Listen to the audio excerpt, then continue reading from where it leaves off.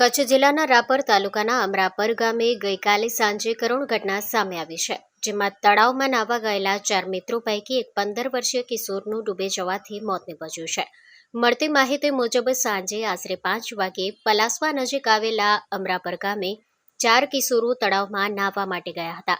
આ દરમિયાન હરિદજાભાઈ કોલી નામનો કિશોર અચાનક ઊંડા પાણીમાં ઉતરી જતા પગ લપસી ગયો હતો અને જોતજોતામાં પાણીમાં ગરકાવ થઈ ગયો હતો. અન્ય મિત્રો દ્વારા બૂમાબૂમ કરતા આસપાસના લોકો ઘટના સ્થળે દોડી આવ્યા હતા.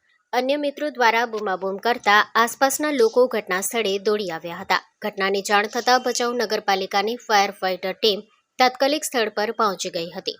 શરૂઆતમાં કેમેરાની મદદથી શોધખોળ હાથ ધરાઈ હતી, પરંતુ સફળતા ન મળતા તળાવમાં બોટ ઉતારી લાઇફ રિંગ અને અન્ય સાધનોની મદદથી રેસ્ક્યુ ઓપરેશન શરૂ કરવામાં આવ્યું હતું. લગભગ 3 કલાકની ભારે જહેમત બાદ કિશોરનો મૃતદેહ બહાર કાઢવામાં આવ્યો હતો. આ કામગીરીમાં ભચાઉ ફાયર વિભાગના ટીમ લીડર પ્રવીણ દાફડા તેમજ કુલદીપભાઈ અને મયુરભાઈએ મહત્વપૂર્ણ ભૂમિકા ભજવી હતી. આકસ્મિક ઘટનાને પગલે કોળી પરિવાર સહિત સમગ્ર અમરાપર ગામમાં શોકનો માહોલ છવાઈ ગયો છે. મૃતદેહને પીએમ માટે ખસેડવામાં આવ્યો છે અને પોલીસે વધુ તપાસ હાથ ધરી છે.